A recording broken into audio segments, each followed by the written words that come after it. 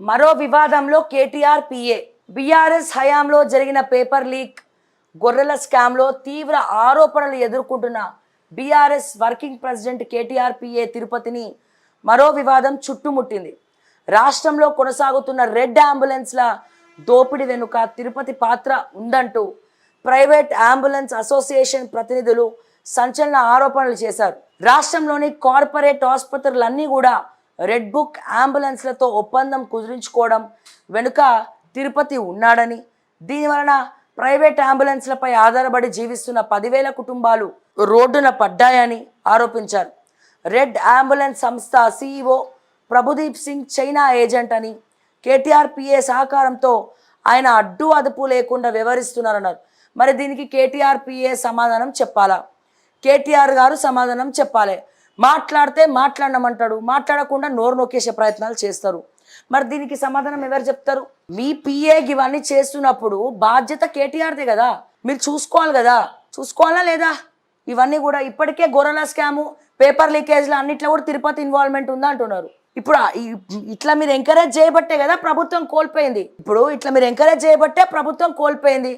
మీ అపాయింట్మెంట్లు కావాలని ఫోన్లు చేస్తే కూడా లేపడు అపాయింట్మెంట్లు ఇప్పాడు, పలానా వ్యక్తి కాల్ చేసిన చేయరు.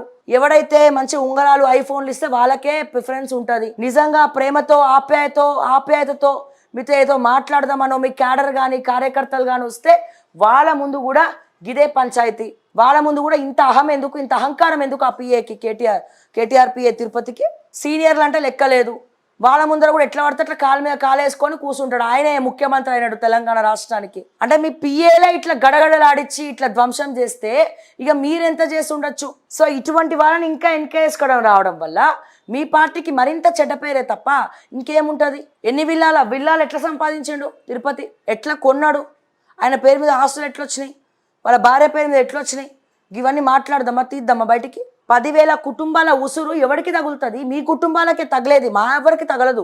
ఈ రోడ్డు మీద పడేసిన కుటుంబాలు ఏవైతే ఉన్నాయో డెఫినెట్గా వాళ్ళ ఏడుపులన్నీ కూడా మీ కుటుంబాలకు తగులుతాయి. డెఫినెట్గా ఆల్రెడీ ఇప్పుడు అనుభవిస్తున్నారు. ఇంకా మరి ఏమవుతుందో చూడాలి. ఇక ముందు తినడానికి కూడా ఒక పద్ధతి ఉంటుంది. ఆ పద్ధతి తప్పిరు మీరు, ఆ తినే పద్ధతి కూడా తప్పిరని అర్థమవుతా ఉంది. మరి కేటీఆర్కి తెలియకుండానే తిరుపతి ఇన్ని విషయాలు చేసిండా? ఇన్ని స్కాములలో ఇన్వాల్వ్ అయ్యిందా? లేకపోతే కేటీఆరే గ్రీన్ సిగ్నల్ ఇచ్చినాడు, చేసుకోరా బై, నువ్వేమన్నా చేసుకో అని చెప్పిండ్రా? సో మరి మీరు కూర్చొని మాట్లాడుకోండి. ఎందుకు వస్తున్నాయి బయటికి ఇట్లాంటి వార్తలు?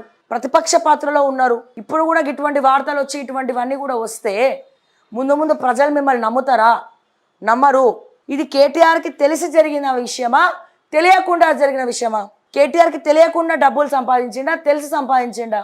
ఎప్పుడైనా గుర్తుపెట్టుకోండి, మనం తినే సొమ్ము వల్ల ప్రజలకు నష్టం కలగద్దు, కుటుంబాలు రోడ్ల మీద పడద్దు, వాళ్ళ ఆకలి బాధలు పెట్టద్దు, కేకలు పెట్టద్దు. అది రాష్ట్రానికి, దేశానికి, ఎవరికైనా మీ కుటుంబాలకైనా మంచిది కాదు. ఖచ్చితంగా ప్రతి ఒక్కరు తింటాడు. ఎవరు తినడం ఉన్నాడు ప్రపంచంలో? అందరు తింటారు. కానీ మనం మంచిది తింటున్నామా చెడ్డది తింటున్నామా ఆలోచించాలా దయచేసి. దాంట్లో కూడా 2 రకాలు ఉంటాయి. పబ్లిక్ జోలికి వచ్చి వాళ్ళ కడుపు మీద కొడితే ఖచ్చితంగా అది మీకు తగులుతుంది, మనందరికి కూడా తగులుతుంది అన్న విషయాన్ని మరొక్కసారి తెలియజేస్తా ఉన్నా. ఆల్రెడీ మిగతా మంత్రులతో కొన్ని చేసినారు. బయట పెట్టే సెటిల్మెంట్లు అయిపోయినాయా, మరి ఏం చేసినో తెలియదు. కొటేషన్స్ మాట్లాడడం, కొటేషన్స్ పెట్టడం కాదు. మరి ఈ పాపాలు ఎట్లా చేసినాం, ఎందుకు చేసినాం, ఎట్లా ఇరికినాం అనేది ఆలోచించండి. ఇకనైనా కేటీఆర్ గారు ఇకనైనా మారుతారా, లేకపోతే ఇట్లనే ఎంకరేజ్ చేసుకుంటూ పోతారా అనేది మీరు ఆత్మ పరిశీలన చేసుకోండి. తెలంగాణలో మీ పార్టీ ఉండాలంటే మీరు మారాల్సిందే.